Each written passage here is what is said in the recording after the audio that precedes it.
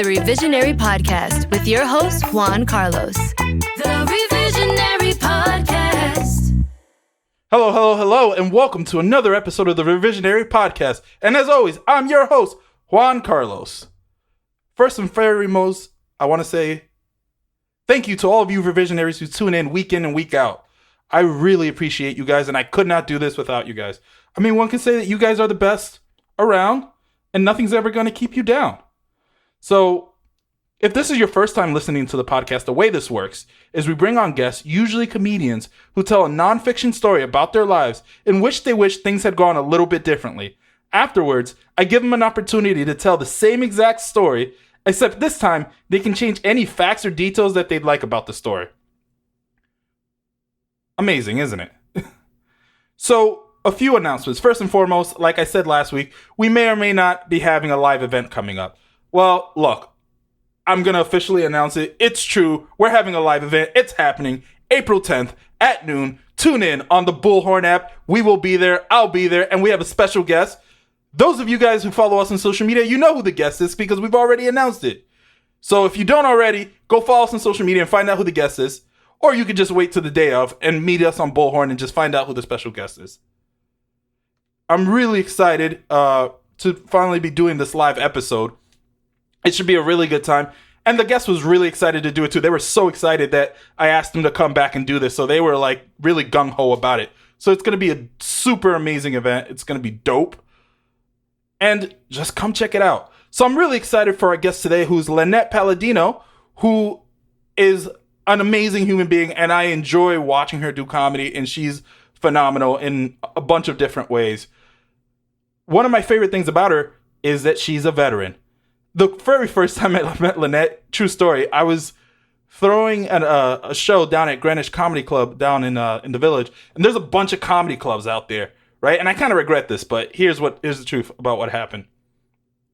So we're sitting there watching, as I'm getting ready for the show, and not a lot of people had shown up yet.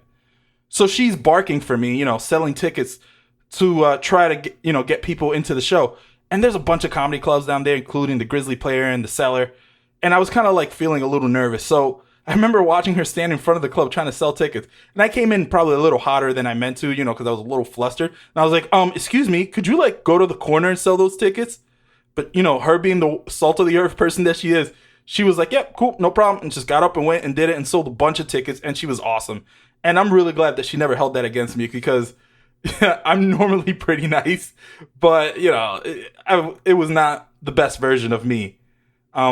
A few months later, we ran into each other at the Lantern and we kind of hit it off. And, it's been copacetic ever since.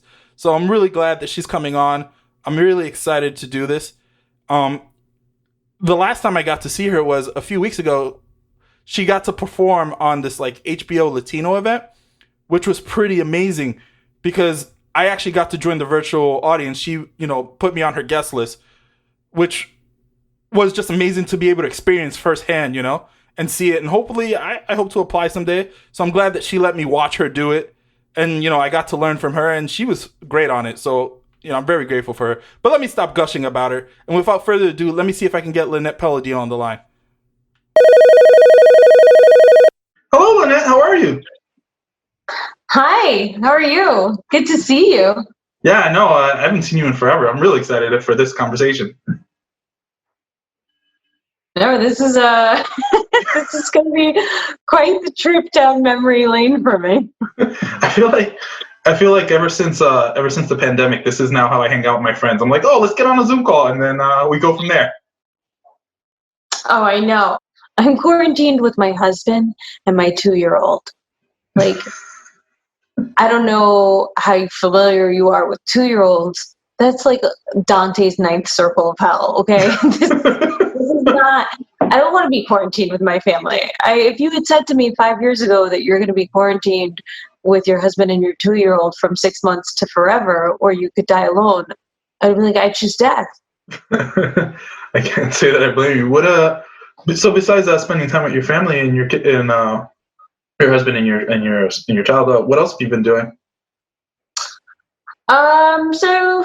Trying to make comedy, keep comedy alive in New York City. I was helping to run some outdoor shows in Astoria, but then Lord Cuomo decided that we cannot have gatherings of more than 10 people. And since our shows were in my friend's backyard and a private residence, it didn't seem worth the fine anymore. And a couple neighbors had already like poked their heads in and been like, hey guys, keep it down. So we didn't want to risk it. So that disappeared, but I'm very busy with the Army. I took company command in September, so that's keeping me. Yeah, it's crazy. I don't need to. I'm promotable. I've been selected for major. I just need to finish school. So like the fact that I'm doing company command is kind of unnecessary. Sure. But everyone will always tell you that it's the best time in the Army as an officer, and so I'm like, cool, great. I want to do that. I don't know what those people were smoking. Is 100% not the best time. It's so much admin and paperwork and babysitting. Like, hey, how come you didn't get your flu shot? Like, people would be shocked to find out what the requirements are to be a satisfactory soldier in the military. Like, yeah, it actually includes going to the dentist and getting an annual physical and getting a flu shot. Like, those are things that I have to mom people about. I have a friend who's in the military. He's in the dentist. I'm going to give him a quick shout out because I know he's a fan of the podcast. You know who you are.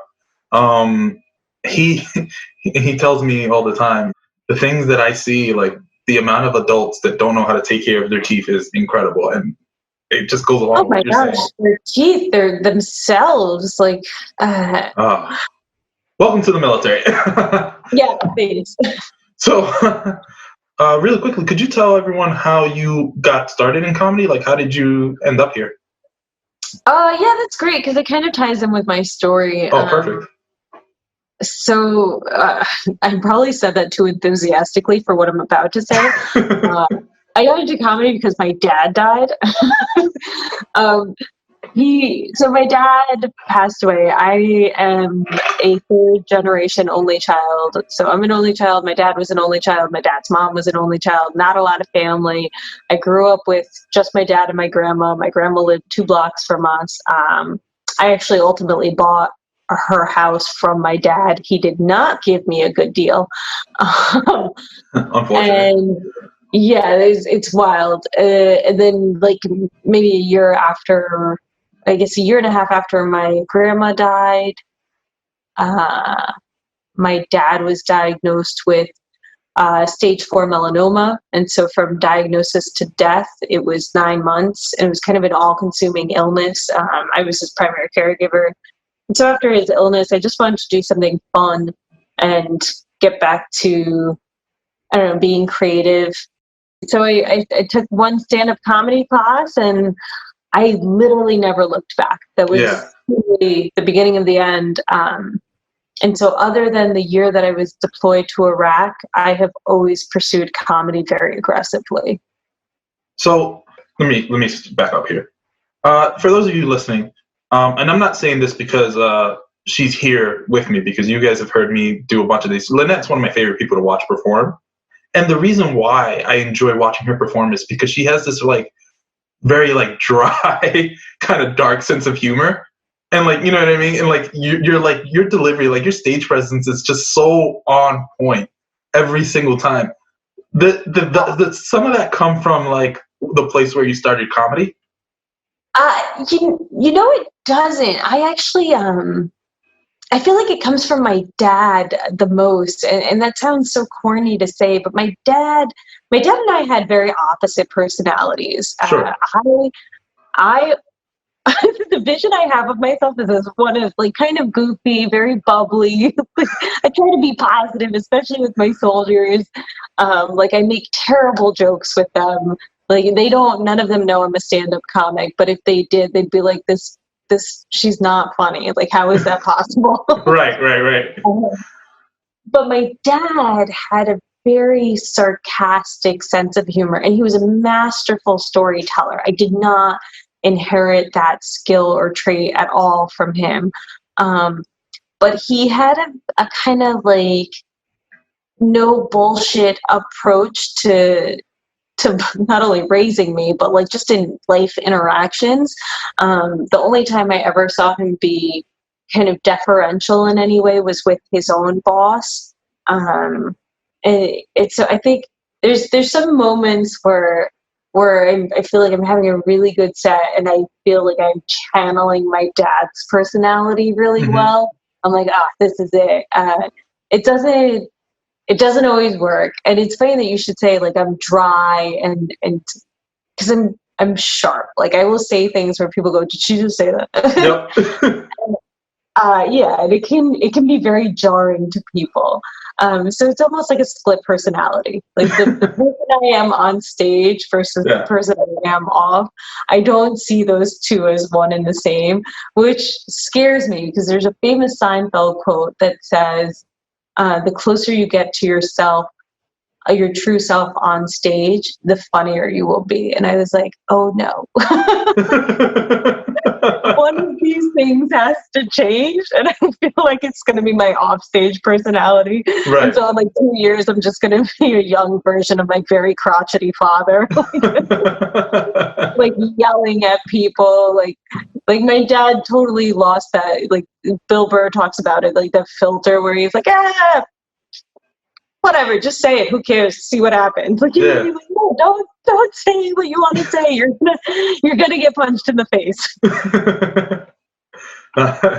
Okay, so why don't we just use that as a perfect segue? Lynette, the stage is yours. Yeah. Go ahead and tell us your story. I felt like that was a long way of getting to the point. I'm saying like I got into comedy because my dad died and I wanted to feel better.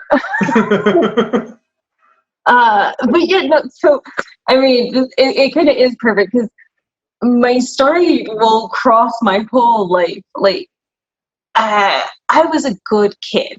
I mean, I don't just mean like I was a good kid in spite of how bad my parents were at parenting. Sure. And I'm sure it had everything to do with the community and the schools that I went to and the teachers that I had. And so thank God for them, because like I soaked it all up. Like I was a nerd. I didn't do drugs. I was almost always the designated driver. Like I was an officer at every club that I was in. I played sports all year long. I did at least 4 shows a year, you know, like the play, the musical, student talent night, the night of one act plays, all that stuff. So needless to say, I was the last of my friends to lose my virginity. And I went off to college, not having lost it. I went to school in New York City, and I went to a super Catholic college. I went to Fordham. And I'm super Catholic, which I always feel weird saying because we don't have the best history. But like it informs my life choices. I'm not like the kind of, like I'm not like, why don't you love Jesus? That's not how I approach Catholicism or religion in any way. Like I just like I like this place. That's it. Yeah, we should love everyone. Why not? Wait, were you dorming in college? I dormed my last 2 years. I commuted the first, dormed my last. Got it. Okay, that matters. That does affect things. Yeah. So now here's the thing. Fordham, if you don't know, I went to the Lincoln Center campus. Sure. It's smack in the middle of Manhattan. Fordham at the time was one of a handful of schools offering a bachelor's of fine arts in dance. Like they had partnered with the Alvin Ailey School of Dance to offer, you could get a BFA in dance. Yeah. So the school was 60% female and half the men there were gay. Really not giving me a lot of opportunity to lose this virginity. So college isn't going great on the dating spectrum. I dated a lot. Like I had some pretty cool dates, but I never had a long-term boyfriend. Okay. So I joined ROTC when I'm in college, and I joined it halfway through. So I'm not officially in the Army, but I'm wearing the uniform. I'm doing the things I need to do to get to the Army. And I had to go to a funeral of a kid that I went to Catholic school. So I went to Catholic school from kindergarten to 5th grade. And, you know, when somebody dies young, everybody shows up, right? It's like a packed house. Like it was a big reunion. We were all there. And so this guy, Ryan McIntyre, was there. And I didn't go to school with Ryan, but we obviously had mutual friends from having gone to the same Catholic school.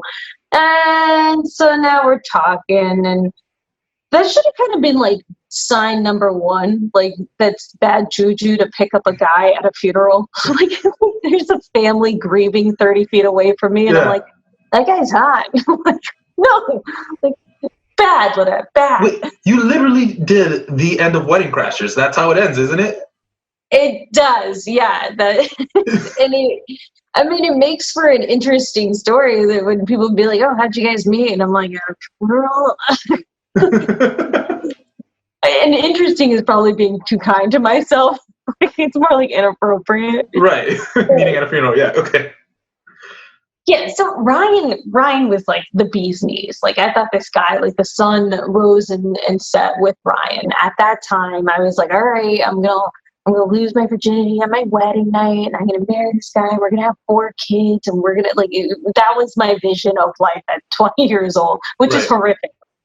So, and here's where like he really sold me. He was struggling between wanting to be a doctor and a priest, and I was like, oh, I'm in.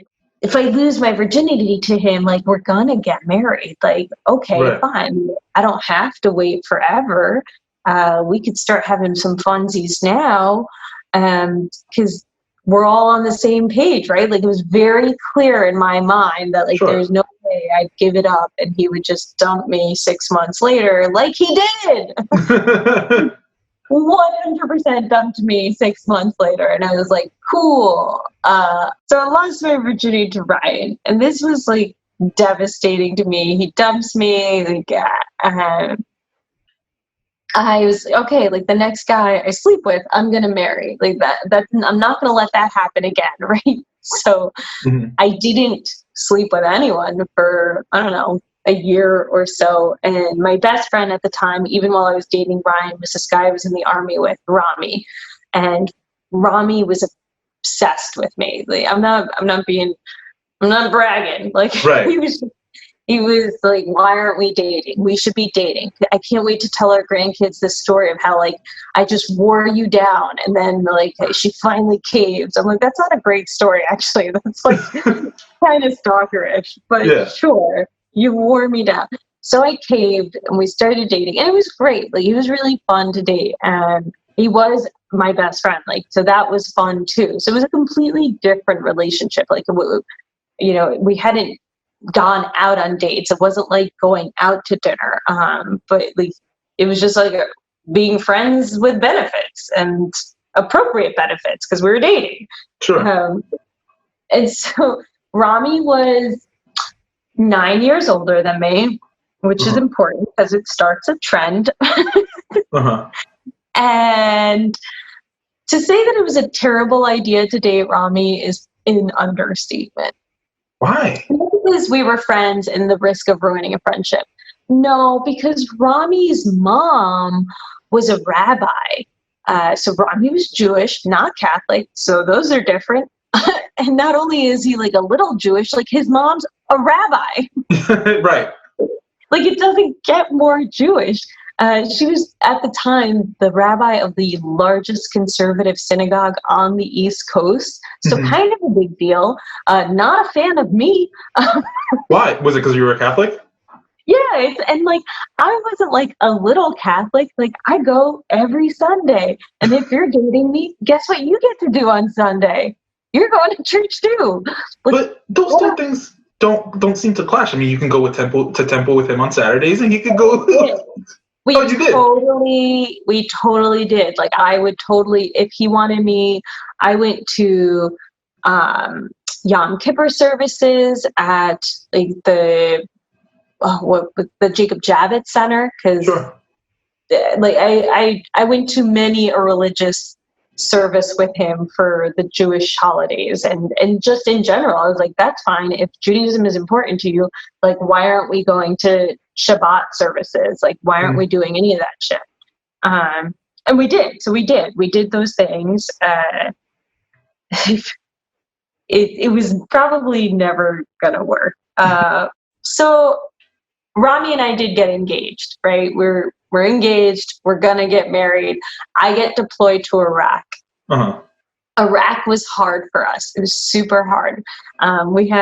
We struggled all through the deployment. The deployment was about 10 months. I came home and I went to go visit him. He's living in DC at that time. And I went to spend the weekend with him. No sooner do I get home, I start getting texts from this girl named Chrissy. Mm-hmm. Chrissy was like, "Hey, Lynette, like, I saw Rami ignored your call while we were at the movies. I just want to know, like, are you guys getting back together, thinking about getting it back together? Maybe you're already back together." And I was like, "Oh, wow, we should talk." Yeah. Like, we should talk. So now Rami and Chrissy know each other because one night in college, Chrissy was friends with Ryan, and Rami being my friend, we all, like a big group of us, including the four of them, went out one night. And I knew that Rami and Chrissy had dated, Mhm. but I didn't know that like 3 years later, they were still talking to each other. And I certainly didn't know that the entire time I was deployed, they were living together. What? Yes. No. Yeah. So she, like, we spent every night for a week on the phone together. She knew everything about me. Like, she knew what I had gotten for Christmas that year from Rami. And she knew because she would find like the receipts from Tiffany and she'd be like, "What did you buy at Tiffany?" And he would play it off.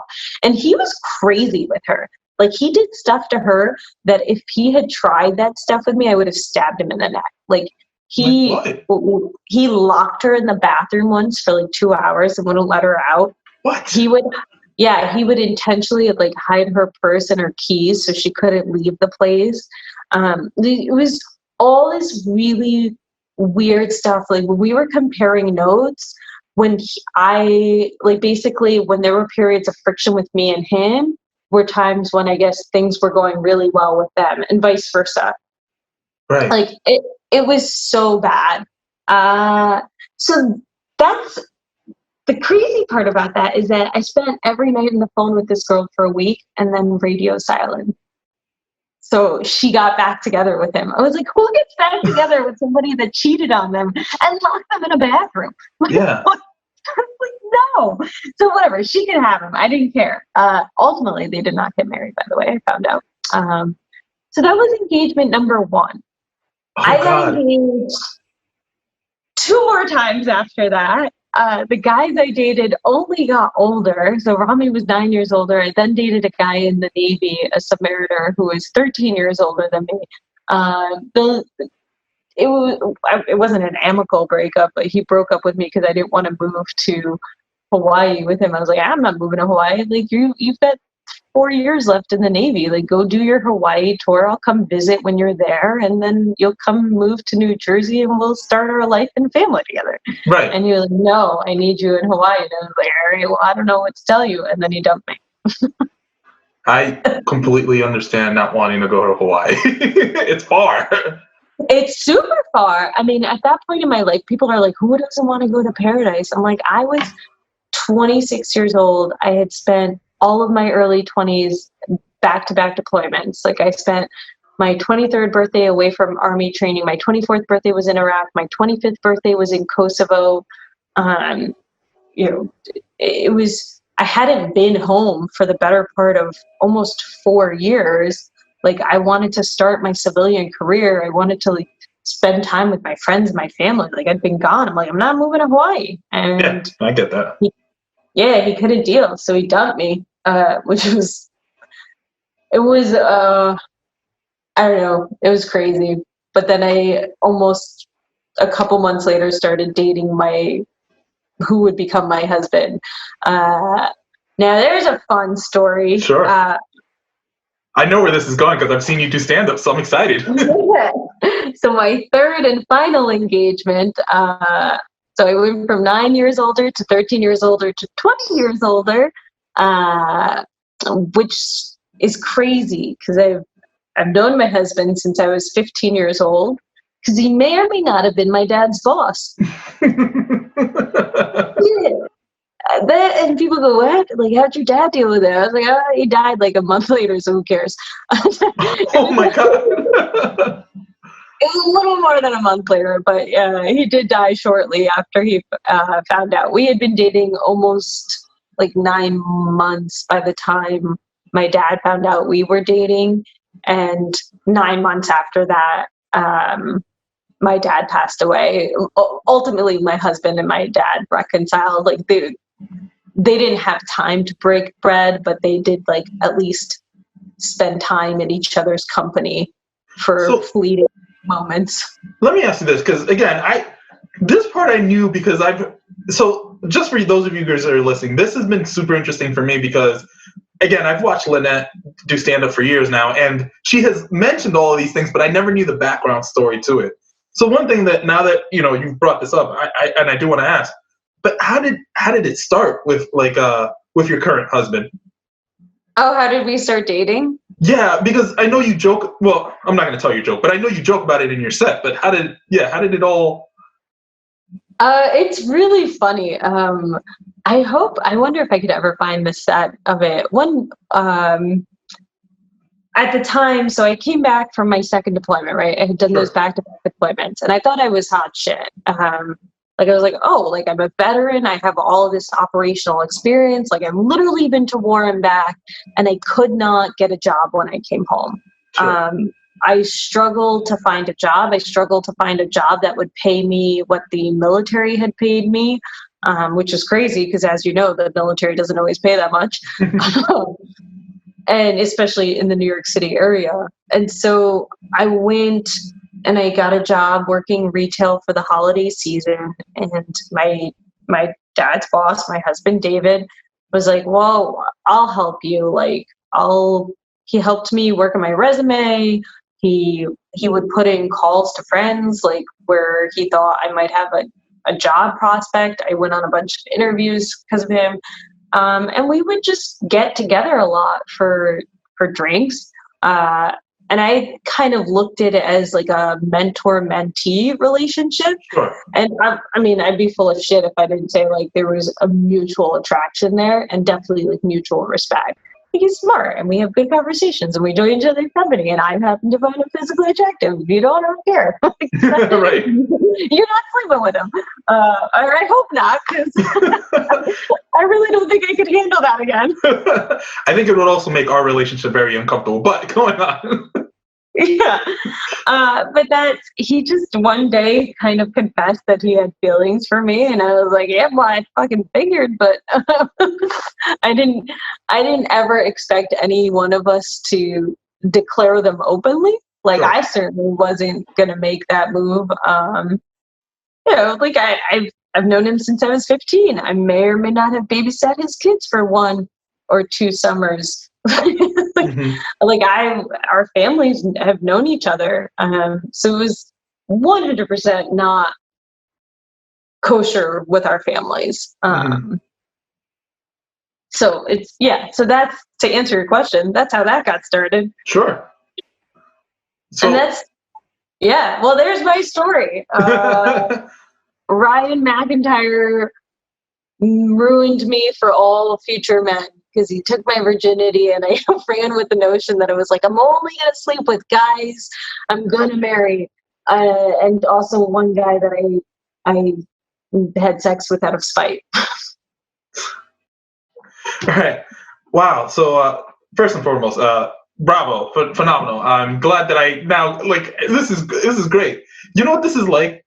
This is kind of like when you've been watching like a movie for years, and then they show you all the behind the scene takes, and you're like, oh yeah, cool, that's how they did that. That's what listening to this story has been like for me. So, yeah, it literally, like, in just detailing how I lose my virginity or how I got to a point where I lost my virginity, you can hear my whole life story, because that one decision has affected my whole life.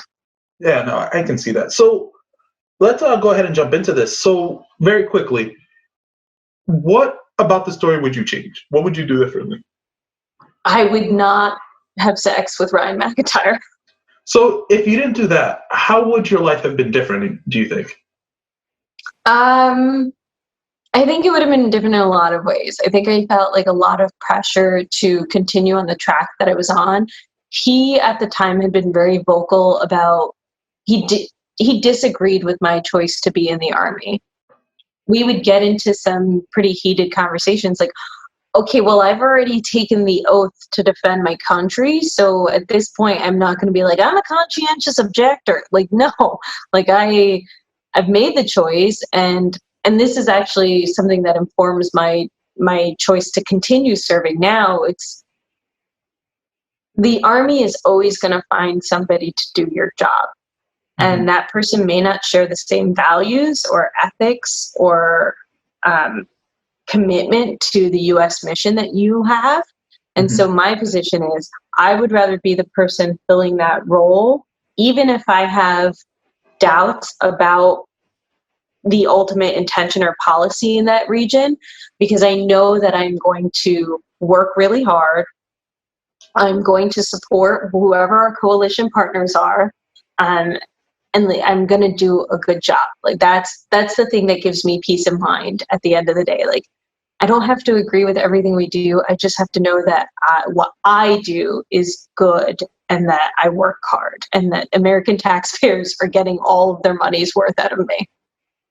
So Ryan, because he dumped me, it kind of put me on this path of like, well, I'll show you. Right.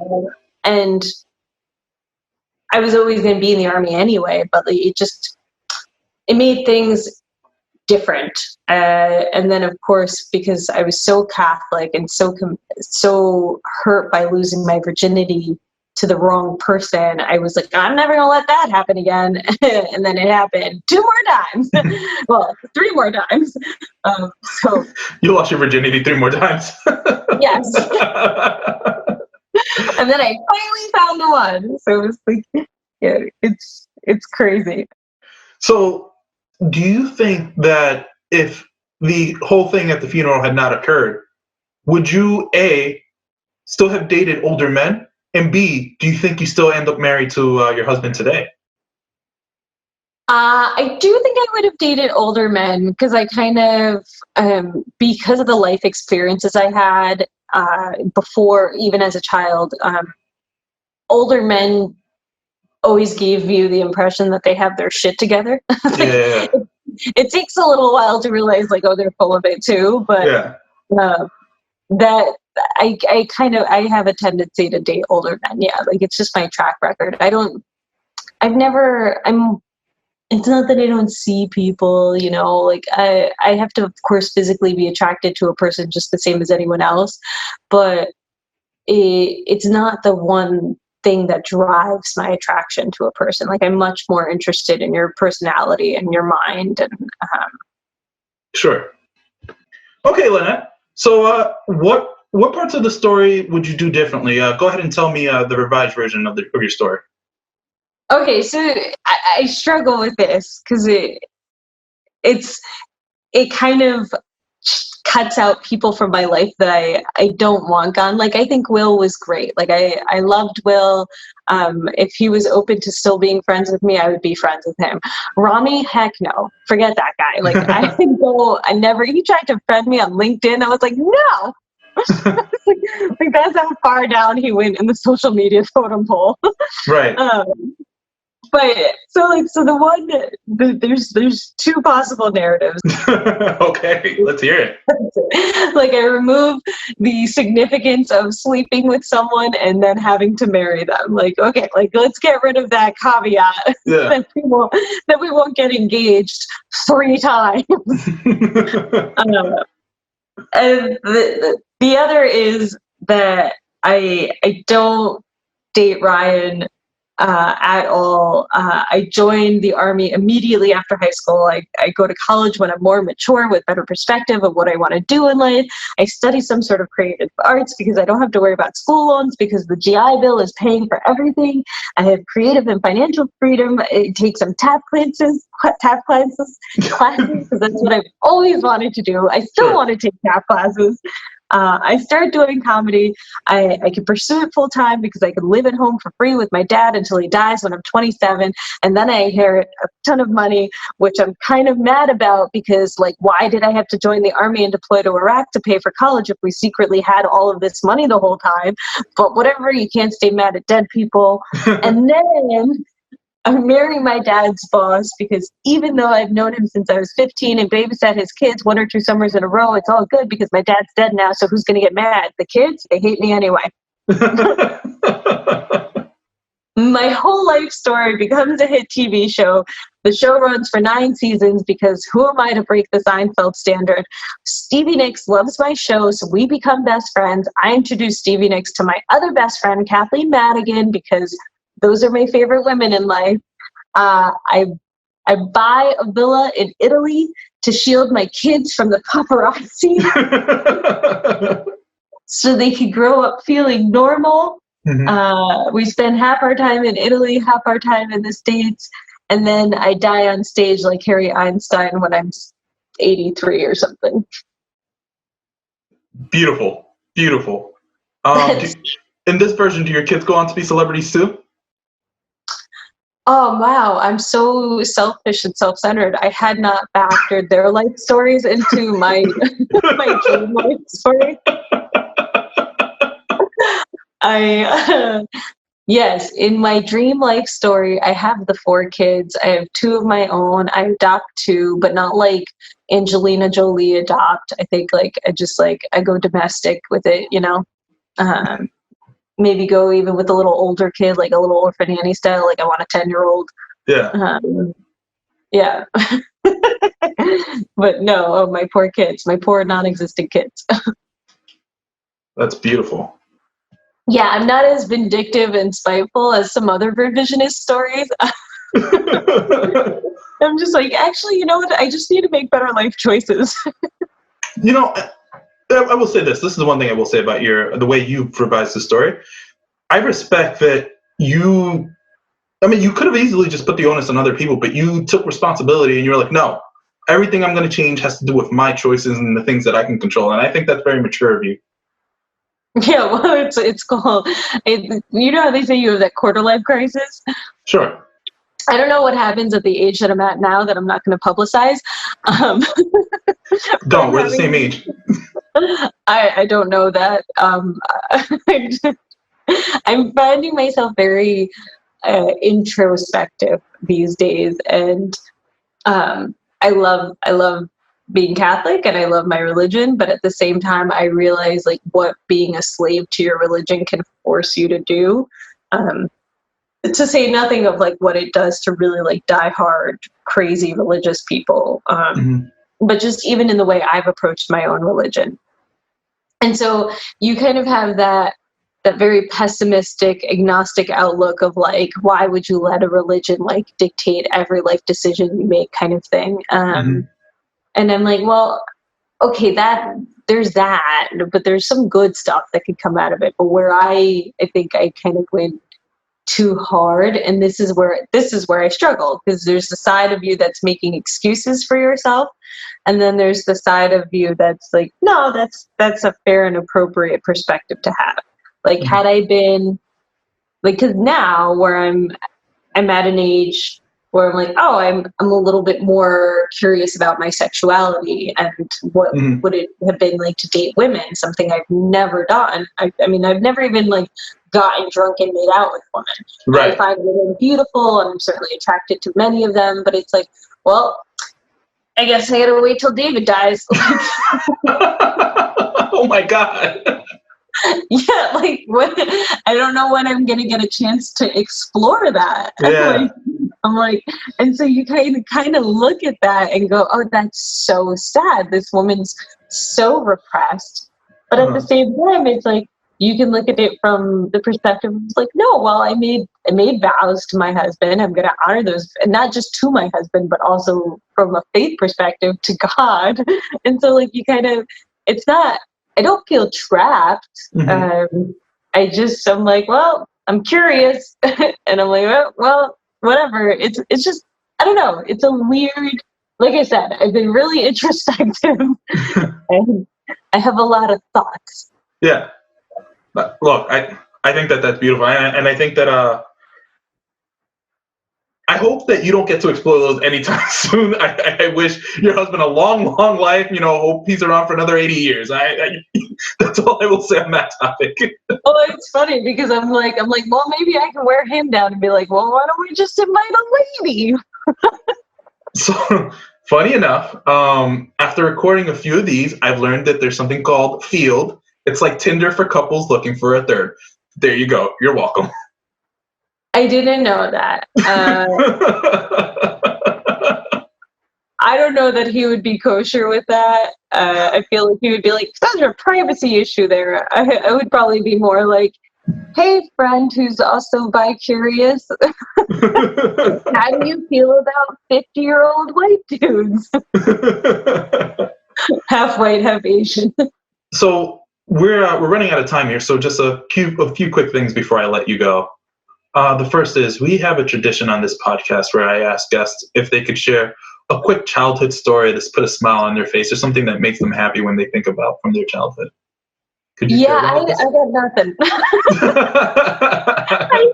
I listened to the episode, I guess it was your first episode with John Marco, and he was talking about how he would wrestle with his dad, and I was like, wow, that is really cute. And I was like, honestly, the parts of my childhood that were the best were I watched stand-up with my dad. For better or worse, we used to watch a lot of Bill Cosby specials together. Yeah. I guess the times not knowing how important they would be, the times that I was consuming comedy with my dad. My dad also he had no filters with me, so we watched a lot of like inappropriate things and shows and movies. But yeah, anything Robin Williams, anything Jim Carrey, those moments were fun as a kid. Yeah. Comedy as a child. See, that's good. That works. The second tradition we have is we like to pick a charity or an organization to highlight. By any chance, do you have a charity or organization that you'd like to highlight for us? Oh, yeah, I do. People always ask me as a veteran, which ones would I donate to? Which ones do you recommend? I 100% do not recommend Wounded Warrior Project. Please, I'm sure they've done some great work, but they don't have the best track record. You can Google it. I'm not talking shit. Operation Mend, which is a foundation out of UCLA, they partner with plastic surgeons and other medical providers to provide free services to veterans where their disability rating from the VA, the Veterans Affairs Hospital, doesn't cover it. So I actually have a friend from high school. She was a year older than me. She was in Iraq as a Marine, and her vehicle got hit by an IED and ripped out a chunk of her thigh. Oh, wow. And because that kind of reconstructive surgery is considered cosmetic and not rehabilitative. I don't know what the word is. Yeah. The VA was not going to cover her, but for her she was very self-conscious about it. It was something that you could see if she was wearing leggings, and she certainly wouldn't have worn shorts. So she had that surgery, but Operation Men does a lot of great work, especially with burn victims and stuff like that. So that would be one. Perfect. And of course, I'll ask Linette for the link, and as always, I'll put it down in the description for you guys. Thank you so much for coming on the Revisionary Podcast. I appreciate you immensely, and this has been so much fun just hearing, again, the background of all these stories I've been kind of hearing for years. Thank you for having me. This was a lot of fun. Now I have a friend out in Washington. No, absolutely. Do you have any last words for the Revisionaries before I let you go? No, Juan Carlos is the best. Listen to everything he produces. Thank you. And where can we follow you? Instagram's the best. It's I like to post to my stories. because they disappear and I don't have to be embarrassed about what I post in 5 years from now, like I do with my Facebook feed. Facebook's like, your memories. I'm like, oh, Rami. Oh, no, Instagram does it too. It's like 5 years ago, you were doing this. I was like, oh, really, Instagram? Did you have to? Do they? Oh, I hadn't noticed. Yeah. But all right. Well, thank you so much, and have a good day. Thank you. The Revisionary Podcast. So it was pretty dope to listen to that story because, like I said, you know, I had heard bits and pieces of that just from watching her do stand-up because she talks about her life a lot while she's doing stand-up. So it was finally nice to get the full story, be able to fill in a lot of the gaps. I also learned a lot about her. Like, I didn't know that she was that religious, to be honest. And that was, you know, that's pretty cool. That's something else. I didn't even realize that she went to Fordham. So that, you know, I know a lot of people went to Fordham. So that's another connection. So we have more in common than I realized. So that was pretty cool. I want to say thank you guys, as always. You know, you Revisionaries are really the reason why I do this and you make this podcast. So again, make sure you're following us on social media. Revisionary Podcast on Instagram, Revisionary Pod on Twitter. And, you know, on Facebook, you can search. We have a page and, you know, we have announcements and stuff like that. And I'm going to start creating videos and stuff like that. So be on the lookout for those. And as always, Revisionaries, thank you for listening. This is the Revisionary Podcast.